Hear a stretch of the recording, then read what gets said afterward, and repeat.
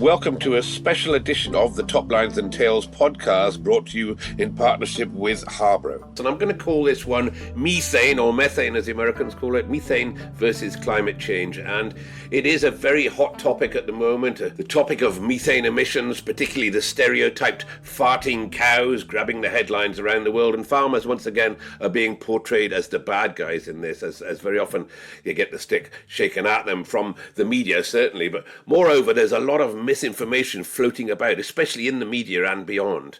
And from there, speculation that some people are using it and other climate change causes for their own commercial gain. And from a farming perspective, something has to be seen to be done. Or does it? There are rumours that in the future, those who ignored the problem will be pushed back when it comes to finance or product sales. And are they just rumours? In some cases, governments and organisations are getting the supposed problem maker, the farmer, to fund its own cleanup. And for cleanup, some say, its own demise. I spoke to Chris Earle, an Angus breeder at the Reverse Rocking R Ranch in New Mexico. Hey, good morning. Thanks for having me. Great, Chris. Great to have you on. And Chris, the reason I'm calling you, I heard you discussing with David Brown on his Great Angus Underground podcast, and kind of very feisty bee in your bonnet at the time, I think, about how you felt and how he felt. You guys were being sold down the river a little bit on this subject. So let's just kind of recap the issue a little bit. There's been pushback from the American cattle industry, I think, not only about the fact that Jeff Bezos, the founder of Amazon, has been chucking money from his Earth Fund into various things, but the fact that the American Angus have accepted to take a whole load of cash and towards this research and not really asked anybody. So just give me a recap or an update on your thoughts on this, Chris. Sure, it happened really, Andy, about 2 months ago. Really, I've kind of been on this issue when I first saw it come through. And, one of the disturbing parts about it was I did find out about it first as a member through Beef Magazine, and I had a couple of people send it to me that day. So this thing was really done before any members knew about it. The other part about it that I worry about is there's very little facts, even to this point, that I think that we know. I mean, I don't think anybody outside of the board knows what we had to sign off on to Mr. Bezos to get the 4.85 million. I know there's a research project that is supposed to happen, but I have not found any details about the research project. It has been floated, and I think it has even been said that there's a possibility that an EPD would come from the result of testing to see if cattle emissions is genetically linked.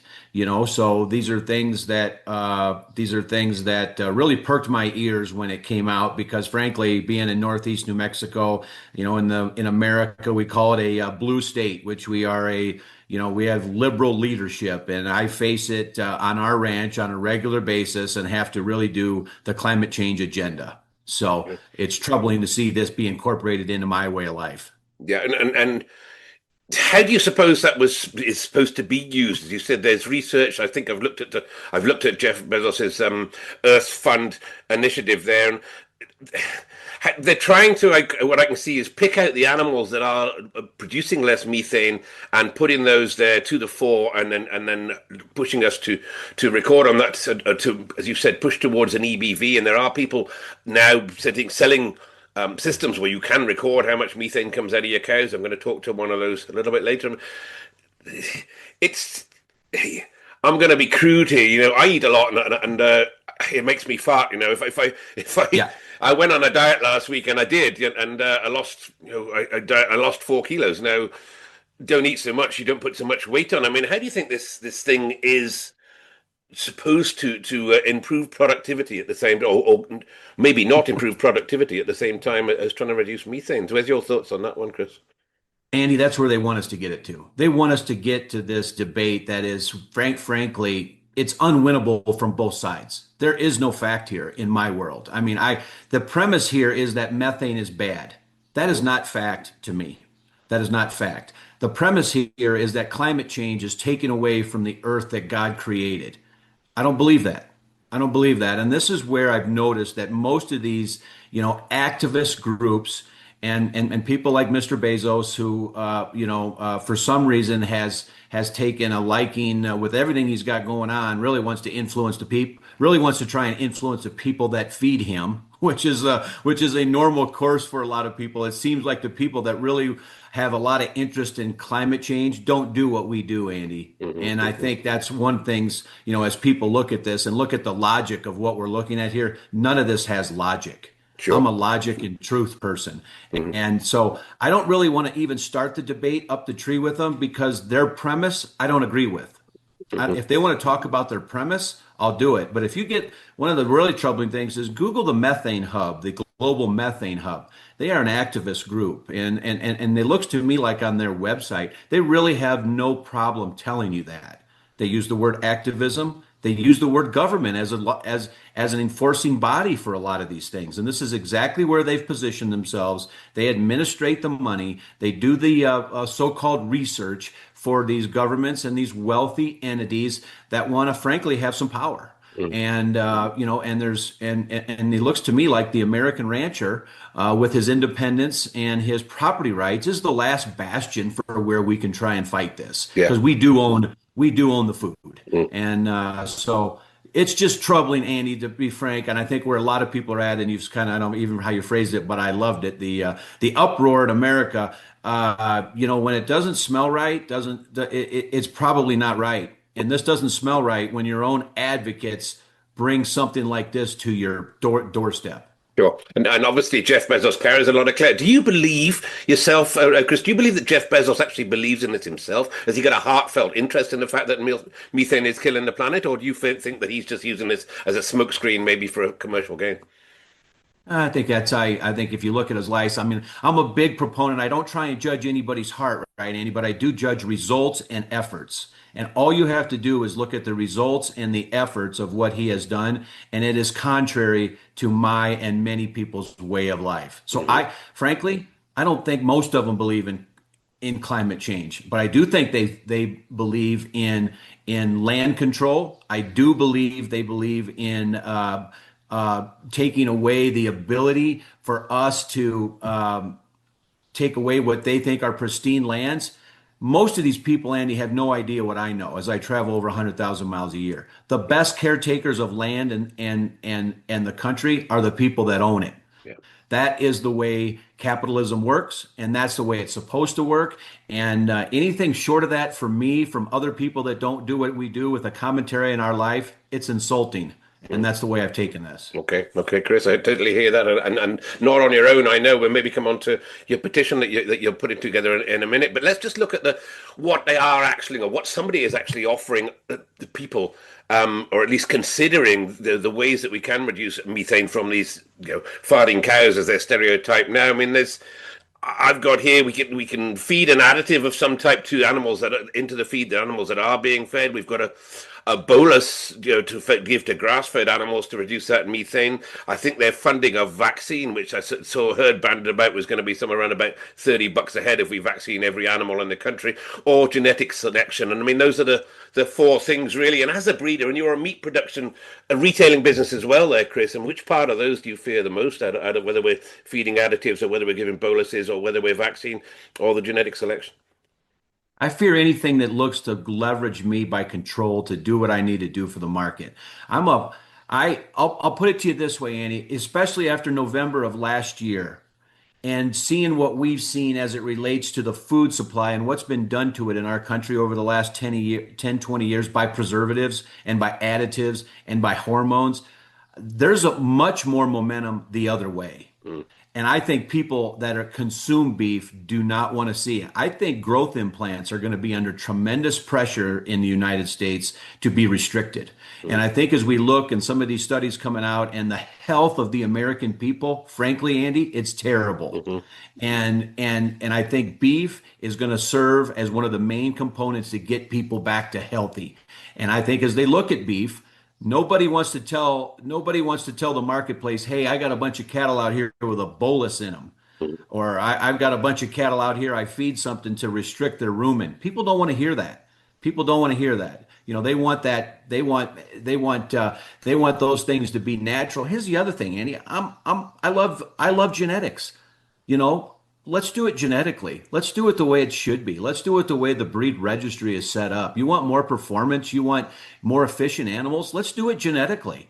I don't think we need to have additives. I don't think we need to have any of that. I think we need to let capitalism and hardworking people do what they do. Mhm. Okay, okay, I totally get that. And if we do it genetically, and you've got the American Angus Association has got 4.8 million towards this research. Doing it genetically, even in this world of embryo transfer and fast breeding through fetching genetics from all over the world and exchanging genetics, still going to take generations. This isn't something we can do overnight. We can't just take the animals that fart the least and start breeding from those because we've got to see what they produce. So this isn't something that can happen overnight. And 4.8 million won't go very far if we're looking at a decade and more of research, surely. Yeah, I've got a efficiency. This is what they've wrapped it in. This is what they said the goal is. Andy, I've been in the business 35 years. You want efficient genetics? I can find them for you. Okay. It means a smaller animal. It means a more compact animal. It means better docility. There's a lot of things that you can go to find an efficient animal. We don't need 4.85 million fed into a $90 million non-for-profit company in order to chase methane in the air when we have a lot of stuff currently already documented on a registration paper that needs to be verified. Okay. I am not one that believes everything is quantifiable by a number. I'm not that guy. I think there's some are. I think there's some we can get pretty close on, but I don't think everything needs a number, Andy. And this is sure something that does not need the interest, the time, the money spent from the non-for-profit American Angus Association to chase a ghost for a rich guy with a God complex. Okay, okay. And I mentioned rather a petition. I think there's a petition now up and running, which is sort of chasing them to reverse that decision. Is that getting any traction there at all, Chris? It's amazing, Andy. I got to be honest with you. I've gone through some issues. I've tried to be on both sides. I try and say good things when the association does good things, and I try and point out issues when they go. I frankly have, in America, most rural people and even breeders just want to be left alone. They don't want to have to take a public stance. They're very private people. So to have, I think this morning or somewhere around 2,700 signatures that frankly on the petition, there's no grayness in it. It just says we want you to give the money back. It's pretty simple. And to have, 2,700 some people publicly make a stance on that on a petition, that's kind of overwhelming in our world back here. Apathy a lot of times is where people really live on stuff like this, not on this issue. It has kicked up a lot of people, and it's kind of got under a lot of people's hide, and they are wanting people to hear what they feel about this. Likewise, I'm independent myself on this one. I've done business with the American Angus Association, a great organization I've got plenty of time for, and as you They said, are. a non-profit organization and pretty slick with it. But on this one, if 2,700 people are saying they're wrong, do you think they'll listen? Well, it's a great point. I think what got us to this point, Andy, is that I've felt a shift over the last decade from the American Angus Association, and that is probably when AGI that came along, we have a non-for-profit, and the people going to do the work on this is a for-profit arm of the American Angus Association. So that was a red flag for me when a non-for-profit created a for-profit company underneath their umbrella. I think it really signified a shift in the leadership at St. Joseph, Missouri, that they probably want to operate more as a genetic company rather than an entity that serves a member. Yeah. And I think that mindset is still there. I'll be honest with you, very difficult of all the board members, and I've been in this thing 35 years. I'm friends with a lot of them. I've known a lot of them for a long time. Very difficult, Andy, to find an independent thought that'll speak outside of the consensus at the American Angus Association. Okay. If there is a consensus or not, I don't know. But I know one thing, that's what they want to portray. And for me, that's just I'm not a fan of that. I like people that'll speak freely and openly, shake my hand, engage in the debate, and pay the cost for their opinion. And I'm not seeing that. I see people that are in lockstep that struggle communicating what they truly believe. Okay, I hear that, and that's been felt. I felt it too when I heard you speaking before on that, and with your petition there taking place, it sounds like that you are making some inroads and making some noise there, and that's good, and I'm sure that at some stage they will come back to you one way or other on this, and I really appreciate you taking time to talk to us. And one just quick word really is the cattle industry really destroying the planet, and if so, where's the evidence?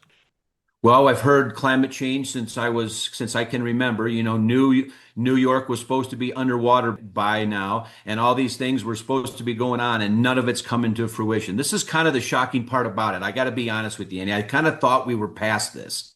I kind of thought we were long enough into climate change that results we would start to see them. We are not. And actually cattle, for as it relates to, I'm a biblical person. They serve a great purpose in feeding people. They take any part of our country, any region, any stick to a green leaf, and they can consume it and make a nourishing product. And what a great thing. And it's just not true that they take away from any part of this world.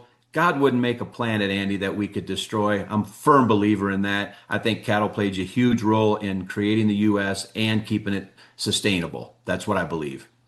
Chris, appreciate you taking the time to talk to me on this, and I think that's clarified your standpoint and probably the opinion of quite a lot of the American Angus people. Thanks, Andy. Appreciate it. Cheers. God bless you. So there we're hearing the voice of a breeder and very much the collective voice of a number of breeders. But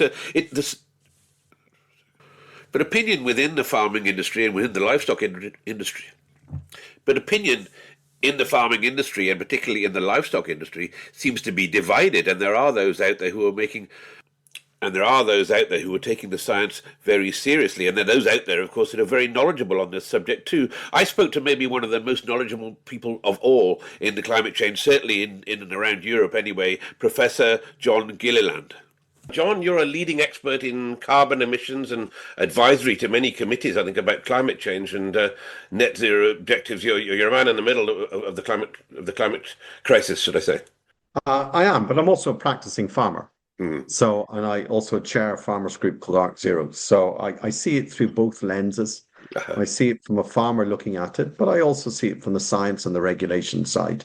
Okay. And there is a pathway through this. Mm-hmm. Okay, and we're talking particularly on this Top Lines and Tails episode about methane, and let's start. Methane is different to carbon, right? But they all seem to be lumped into the same thing, I guess. Well, I mean, if you as a farm are going on a journey towards net zero, methane is one of the three gases that we need to look at. The other being carbon dioxide from where we burn fossil fuels in tractors or heat buildings. And the third one being nitrous oxide, which actually is the most potent of all of them. And, I actually feel unfairly that methane is picked upon, and actually nitrous oxide is the one we probably could do most of as such. So methane is different, where carbon dioxide and nitrous oxide will live in the atmosphere once relieved for 100 plus years. In the case of methane, the half-life is around 12 years. And currently how we measure it and report it internationally under the United Nations IPCC is we say it lasts for 100 years. It doesn't. And so that in itself has caused an awful lot of frustration. Either the science is right, in which case we call it out as the science sees it, or we cherry pick and we make political and emotional decisions. And I'm in the former camp, not in the latter camp. Okay. Well, that's fair enough. Being the scientist that you are there as well. I mean, we're talking obviously about cows and emissions here, and sheep for that matter. And we'll go on to the sheep in a second. But I mean, how serious an impact is methane having on climate change? Do you believe, and why are the governments so focused on its reduction? Well, sorry. Let's look at why are governments so focused and NGOs so focused. Because ironically, methane is the one gas that globally, if we could get global emissions down by 4 to 5%, we create an extraordinary phenomenon called global cooling. And so this really came to a head when Glasgow held the Conference of the Parties, COP, 4 or 5 years ago. when at that stage Boris Johnson was our prime minister, you had Biden in Washington, and Biden got lobbied by the fossil fuel industry and said, you know something, you shouldn't beat up carbon dioxide, you should beat up methane. Because if you get methane down, you cause global cooling and we can continue to burn fossil fuels for longer. Mm-hmm. And so we got out of the Glasgow climate COP. What we got was the Global Methane Pledge, which isn't legislation, it's a pledge. And the pledge was to focus on methane to try and create global cooling. Yeah. So then they looked at, well, who are the producers of methane? And, they fall into two camps. There is the fossil fuel methane, which is basically leaking from gas wells, oil wells, and releasing carbon that's been locked up for literally hundreds of thousands of years from the bowels of the earth up into the sky. Okay. And then there's biogenic methane, which comes from a cow belching or from manure. In the case of a cow belching, it's only belching because it ruminated on grass that actually took carbon out of the sky in the days before it was eaten. And so biogenic methane has a tiny cycle compared to fossil fuel methane. And it is a cycle of, literally of 2 or 3 days, not of 100,000 years or 200,000 years. And unfairly, biogenic methane coming from animals is singled out unfairly. But there is an opportunity that if we were to be rewarded, something, I could reduce my methane, but I'm going to do a public service, so I need a public payment. And so there is that tightrope that actually we need to play, and we need to be smart around that. Yeah, that makes a lot of sense. I'm going to be talking to a couple of people in a moment who are already measuring and have tools for measuring the methane output, both in the cattle and the sheep business. So it is being done, and a lot of the research was done originally, I think, in Ireland, John. Certainly, I'm aware of a methane index or an emissions index, should I say, coming out in the RAM indexes in Southern Ireland. Have you been involved in that with the Belclare sheep project? So I personally have not been involved in it. But certainly improving animal genetics will reduce methane. And so certainly what's going on in the Republic of Ireland has really been looking at selecting animal genetics around reducing methane. Okay. And that is one way that you certainly can do it. Improving animal health is another way, I have to say. And also, too, in the case of animals going for meat, age of slaughter, if you can get the age of slaughter down, you will also reduce methane. And then you can use nutrition. You can put up feed additives in. And on our own farm, we've been doing research with Queen's University Belfast and the Agri-Food and Bioscience Institute and the Foil Food Group, where we've been grazing willow leaves, and we've recorded in the field a 28% reduction in methane emissions. So there are many things we can do, but we always need to put it into context. That methane isn't the only gas in town. And it's really important, if we focus only on methane, you may get a perverse outcome where actually nitrous oxide or CO2 emissions go up. You do need to look at the whole picture for a farm business and not single out methane on its own. Okay. And I remember you chatting to you on this podcast a long while ago, and you saying that very same thing. We need to look at it all and not take it out of context. But Correct. Is there, or in your opinion, has there been any detriment to productivity in animals by selecting the animals that will reduce methane? I mean, we've had this conversation where you eat more, you put out more methane, but it's I suppose it's down to how that food is processed. But is there any known detriment to using animals that have a gene maybe that is producing less methane? Well, in the selection process that they have gone through, ICBF is, they have measured for methane emissions, but they've also measured for productivity. So in their indexes that they've ranked sires on and dams on is a combination of productivity and methane reduction rather than just methane reduction per se. There is no point bringing forward an animal that has low methane emissions, but takes too long to get fat. Okay, that defeats the purpose. And so It is that their methodology actually ties the two together, so, to try and make sure that perverse consequence doesn't happen. Okay. Well, that's good. That's good news anyway. I think it's definitely on the good news front. And is there more of this going on around the world? The UK and I Ireland mean, are leading the way? It'd be fair to say the Republic of Ireland, the reason the Republic of Ireland are really focused is 33% of greenhouse gas emissions in the Republic of Ireland come from agriculture. So there's a really big pressure, and the Republic of Ireland has the highest emissions of any country across Europe.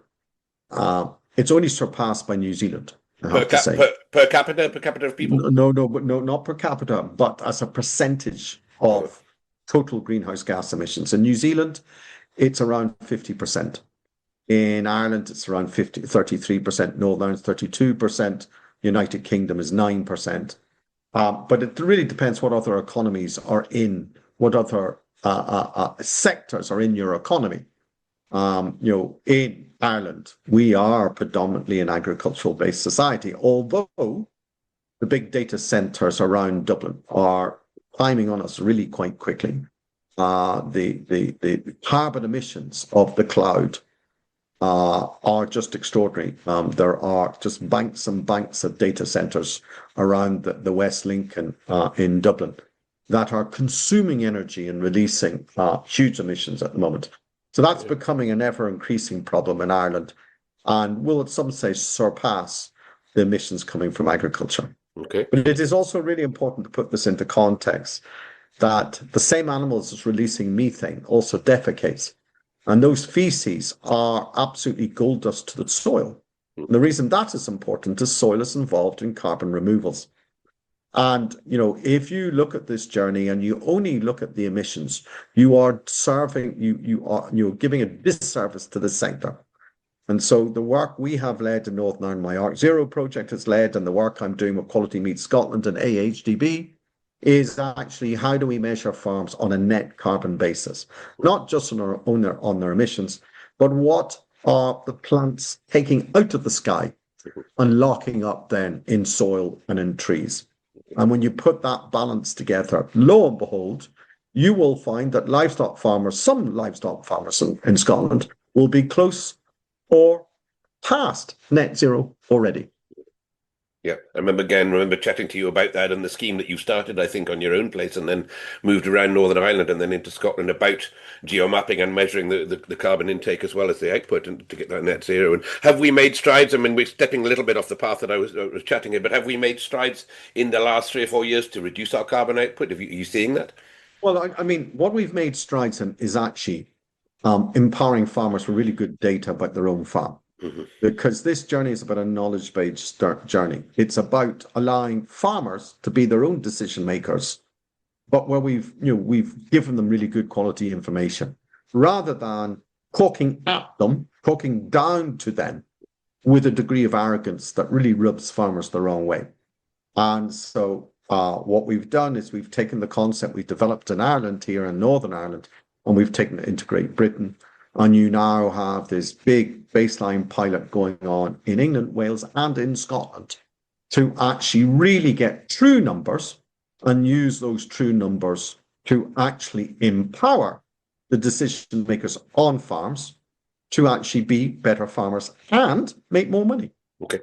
There you go. That's brilliant, and that's a brilliant trade, and it obviously forward. And you mentioned just now the willows. I've had a look at some of the documentation that you sent me regarding this. So we're basically talking willow trees. You're grazing animals on willow trees, or we cutting the trees down and pelleting that back to them. And then the willow, for some reason, has a help on methane. So just talk me through that a little bit, John. So the willow leaf has a condensed tannin in it, just like a red wine does. Mm-hmm. And that condensed tannin interrupts the formation of methane in the rumen. And what we do is we coppice our willow trees. So I take the surplus wood off and I use it in my biomass boilers for renewable heat. And then my willows regrow. And when they're about 1 meter tall, we mob graze, we strip graze. And so we have electric fence in front, electric fence behind, and we move it across the field. We rest the willows for 60 days and we graze it again. And it's been a really fascinating journey. We never even thought of that actually ruminants, cattle particularly, were browsers first and grazers second. And it's only the last 300 years that we've only grazed cattle. And it's really interesting. Ours are very selective. They love willow, they love lime, they hate birch, they hate wild raspberry, they hate bramble, and they're very selective. But I can tell you, within 36 hours of the cattle going into our willows, they're like pussycats. And it is fascinating to watch it. And we've been doing it for 3 years. We've got really good data. And now we have a peer-reviewed published paper, published last week, from the bright people in Queen's University, Belfast. Okay. Okay. And that's saying, basically, as you said to me that we first started chatting there, has reduced the methane output in those animals by 25+%. Yeah, it's 27% at the first count. In the lab, we got a 46% reduction. So, you always get a reduction when you go from the lab to the field. But we think we can do more. We think we could push that up a bit further. And we want to integrate things like herbal lays alongside the willows. So we give them a really balanced diet. And so we see animals thriving and reducing their methane, but also being happy animals. And animals out grazing anyway are happy, but it's really quite extraordinary when they're wandering around willow trees that are 2 meters tall. They just have a big cheesy smile on their face, and they're but we now got the data behind it. I am a data nerd, I have to say, and it's one thing to have perceptions and another thing to back up those perceptions with science. We've now got that. And, I'm really chuffed with the team in Queen's University Belfast and our partners in AFBI and the Foil Food Group, is we've now got our first round of science published and peer-reviewed in a credible journal, recognizing that there are nature-based solutions out there. It's not just about pumping animals full of synthetic feed additives. It is also about the fact that we can have a solution that we have control of on our own farms. Okay, no, that's great music to hear, because that has been the quirk with a lot of breeders and farmers, saying that they don't really want to be pumping their animals full of synthetic things, as you speak of, and for the public perception, of course, they don't want that either. And then there's those that are cynical, saying that there's the likes of Jeff Bezos and such will be the first ones producing those products there for commercial gain. So if we can find a natural solution here, you're right. And that's, I watched many years ago the development of genetically modified crops, and actually what that really did is it took the power away from farmers and it gave it to shareholders of multinational companies. I'm sorry, I'm not ready to sell my soul yet. I am a land manager first and a farmer second. And you know something, as a land manager who's prepared to look into a dynamic toolbox, we still have tools in our toolbox to go on this journey and to do it with integrity and transparency. And I'm not going to shy away from that. I'm a proud farmer. I love using science and the data of science to allow me to make better decisions. Brilliant. John, that's brilliant. It's absolutely brilliant to speak to you. As I said, there has been a few myths going around regarding methane there, but I knew you'd be the man that would give me the right answers, and certainly not all the answers maybe, but you know the questions. Yeah, well, what I say to everybody, the two things. First of all, don't put your head in the sand. Actually go and read into it, okay? And we have helped. And the work I'm doing with Quality Meat Scotland and AHDB has allowed me to reach out to many people, okay? I've done many conferences in Scotland to try and allow people to be better informed. Okay, if you're better informed, then you make the issue smaller. Okay, yeah. So that's the first thing. The second one is to know your own numbers. And so what we're really trying to do with the baseline pilot in Scotland is help farmers know their own numbers. And I'm appealing to governments that actually helping farmers to know their own numbers is a public good, and you should be helping us to do that. And it's not just about doing carbon calculators. How much carbon is in the soil, how much carbon is in the trees. And, I'm very fortunate that I've actually, two of my contractors who help me are based in Scotland, both AgriCalc and AgriCarbon. Two fantastic suppliers of really good knowledge that are helping me and all the work I've been doing on getting us better numbers so we make better quality decisions and allow us to make more money. John, that's fantastic to speak to you. I was looking forward to this conversation as I did the last time we chatted there, and I really appreciate your help and your input on this call. Thank you very much. Having heard about some of the science involved in methane emissions, I spoke to a member of a company who are producing equipment for measuring livestock emissions there, Dr. Meredith Harrison. Thanks, Sandy. And you're Chief Scientific Officer for a company called Sealock there in South Dakota, and a company who provides measuring solutions for cattle methane. So tell us a little bit more about yourself and more to the point, what the system does. Yeah, absolutely. So I joined CELOC about 2.5 years ago after finishing my PhD at UC Davis. I really wasn't focused around methane monitoring at all, doing lots of feed intake prediction and growth modeling primarily for the feedlot sector. But I was using a lot of precision livestock technologies in my PhD studies. So that was what got me into my current role with CELOC. The company was founded in 2005, and we're still family owned and operated, doing all of our manufacturing for our methane monitoring equipment, as well as feed bunks for measuring feed intake and in-pen weighing systems here in Rapid City, South Dakota.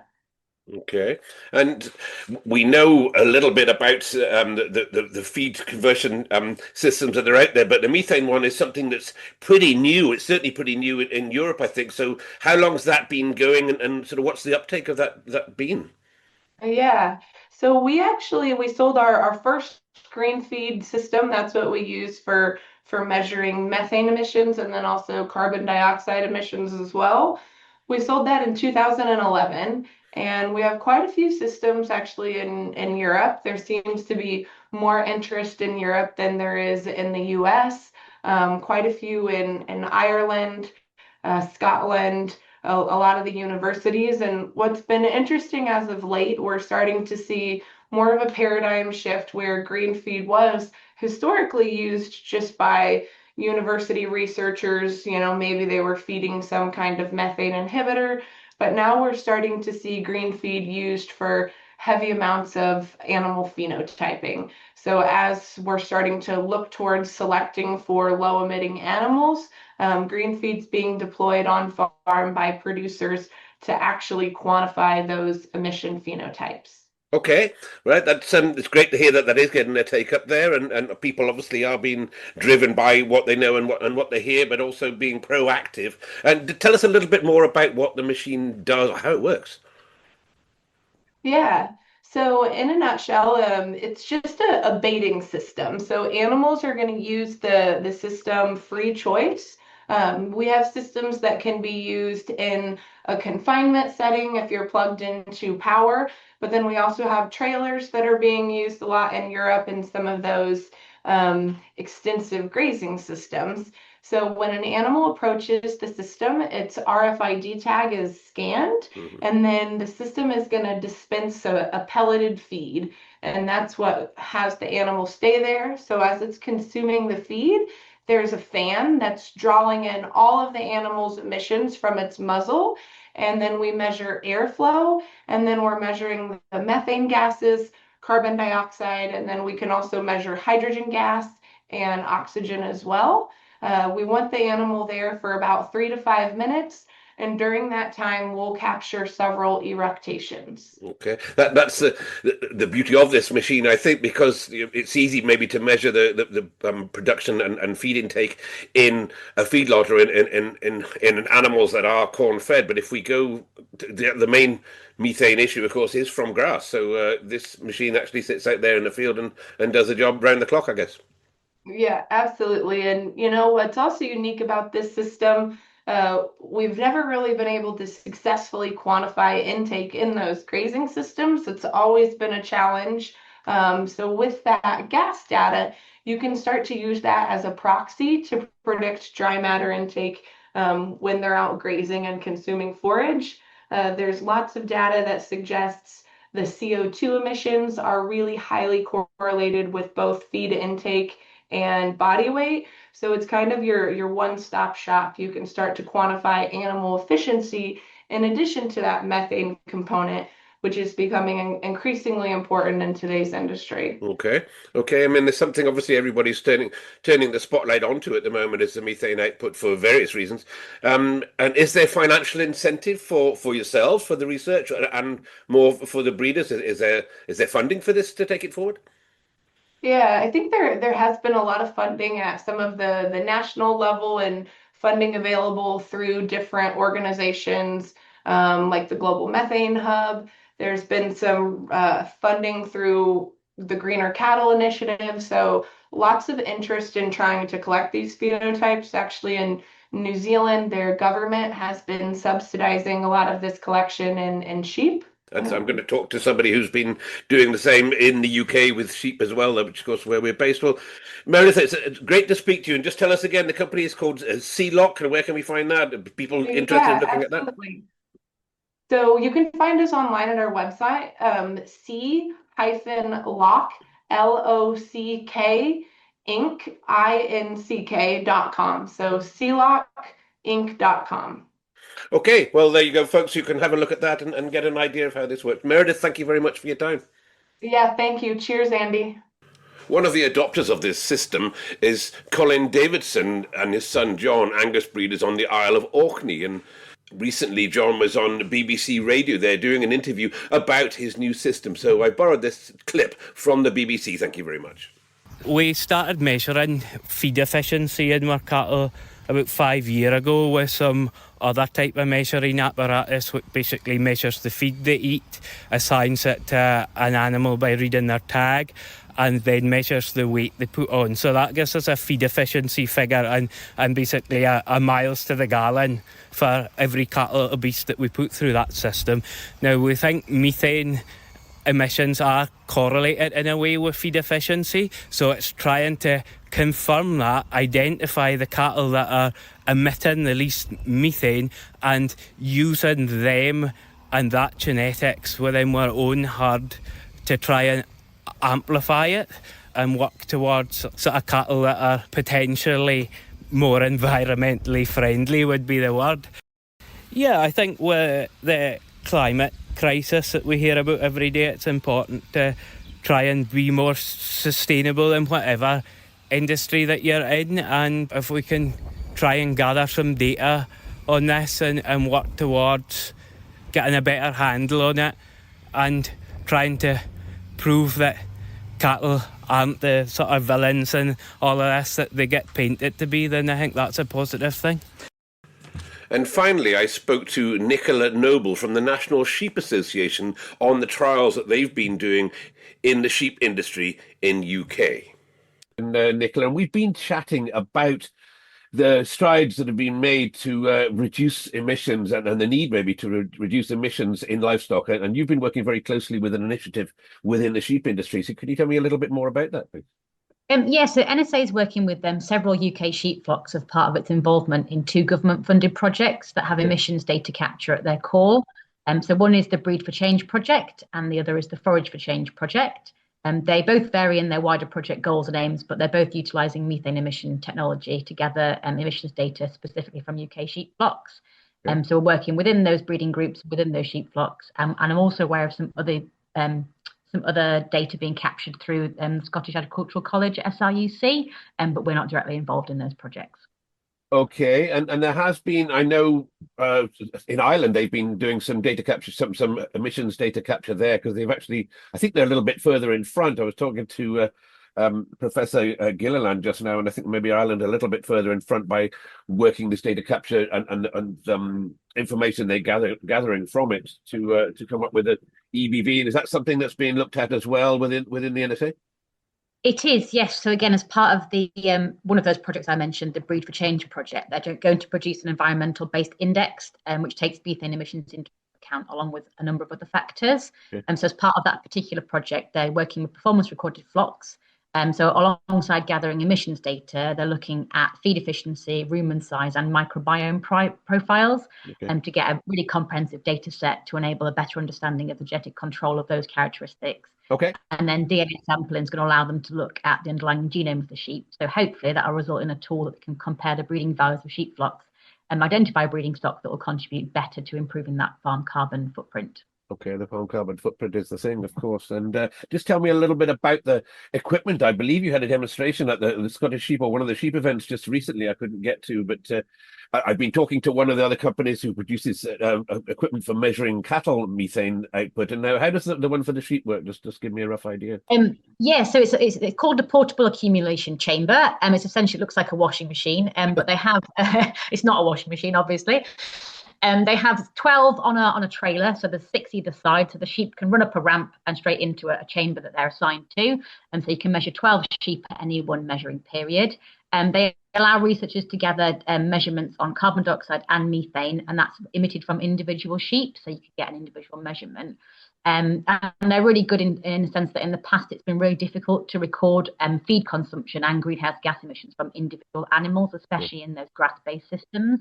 So this helps scientists gather that data, analyze methane concentrations from those individual sheep, and potentially identify which of their genetics and the feed produce the highest emission levels. And then we can look towards potentially breeding from those with the lower emissions and working towards reducing emissions that way. Okay, let's just go back to that equipment a little bit. They go inside a chamber. How long do they stay in there? So I don't run the test myself, but I think it's around 50 minutes. Okay. So the protocol they work from is the New Zealand protocol. Right. So the pack chambers are very, but basically mimic the ones that are used in New Zealand. And the protocol's been worked within this country again through SIOC, do a lot of the protocol analysis side of things. So they're in there for a defined period that we know they gather enough data. There are caveats in place if the animals seem stressed or there's a welfare concern or they're released from the chamber. But from what I've heard on the testing front, there's not been many animals that have gone through that process that have needed to be been removed from the chamber. But yeah, we do have them at the events coming up through the summer. So if you're at any of the events and want to have a look at the chambers, see what they're like, I'd recommend getting down and having a look at them. Okay. And have any tests been done? Again, we've talked, there are medicine, chemical ways of reducing data within them. Has any of those tests been done in comparison with this? So can you, I suppose ideally you can give an animal the treatment and an animal not with the treatment, and you should be able to measure whether the treatment works or not. I believe so, yes. So that's not happening as part of any of the projects we're involved with. But essentially, the measurements are taken, in life within those animals at that given time. So if you did give them a chemical, whether it's a methane reduction additive or some kind, and then put them through the chamber, you would expect to be able to measure that difference in an animal that hadn't had the feed additive. But we're not doing those sorts of comparisons as part of this study. No, but it'd be interesting to know that if those are there, that because there is a way of measuring that, because obviously it's something that's being pushed towards us. And I say pushed towards us, there's been a bit of pushback as well. And I've had a few people on this podcast who have been pushing back against us doing these methane tests and the money that's been spent on that. Are you finding a bit of resistance from the farming community, or is everybody buying into this wholesale? I think it's possibly a bit of both. Those that are using the chambers at the moment as part of the project seem very positive on the results they're getting, and they're quite interested by what they're getting. But there was some initial concern, I think, when some of the projects were first announced. But I think it stems back to really that concern of focusing on a single metric. We shouldn't be looking at farms, just on methane emissions. We need to be looking at them holistically. What are they delivering in terms of public goods and wider benefits, as well as how is that farm performing in other ways. We know that making gains in animal health and general efficiency will naturally reduce emissions anyway. So if we can work towards other methods such as parasite control or a healthy flock, you're going to naturally get lower methane emitting animals anyway. So I think possibly the concern was just not necessarily a misunderstanding, but really that single-minded focus on just methane. Okay. No, I understand that. And roughly how far away are we with regards to coming up with something like an EBV or animals that can be identified within a flock that people will start going mainstream? I mean, is this something that's happening in the next 12 months, or are we looking 4 or 5 years away before any of this starts to make sense? No, so I think as part of the Breed for Change project, it's a 4-year project, so that's ending summer next year. So I'm not sure where they are in terms of the actual EVB production, but it definitely is in the pipeline for that. So I wouldn't say it's 5 years, but I wouldn't like to comment whether it be the next 12 months or not. I think you're possibly somewhere in the middle of that 1 to 5 year range, I'd say. Okay, well, we'll certainly be watching that space anyway. I think on this podcast we have tried to identify what's going on in the methane world, and that's certainly given me a great insight in how the UK are tackling the sheep side of it. And is this being extended across Europe at all, or is this just purely UK that you're working to?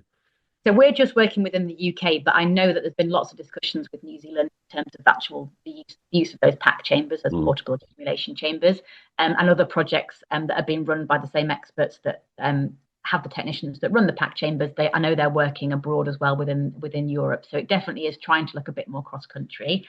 But it's really important that we get that UK data, because a lot of our global averages obviously come from global data, and the UK is very different to Europe and to further afield. So having that UK data is really valuable to know what's happening within our particular sheep flocks within the UK.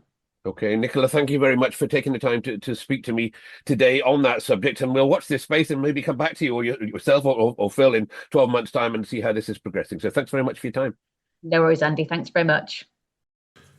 So there we have it. I think we've heard a discussion maybe that's middle of the road there. We've heard people who are advocates that we should be doing something about the methane's emission and their contribution towards climate change. And we've had those that are benefiting from that. And we've also had those that are explaining the science, and those that feel that going down the route of even the research into the methane's emission and coming up with maybe EBVs is actually interfering with our own livelihoods as livestock breeders. And my job here is to sit on the fence and to bring you information from both sides, and I'd like to think that I've done that today, and hopefully that gives you a better understanding of the issue that surrounds methane emissions and that its contribution towards climate change.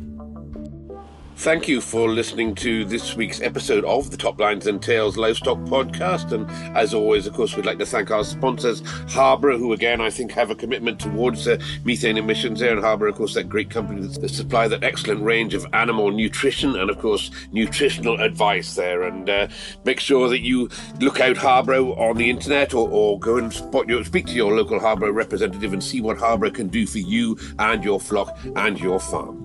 So thanks very much for listening to the podcast, and look them out on the internet. And while you're there on the internet, don't forget to join our Top Lines and Tails Facebook community, where you might find information to back up this and previous episodes.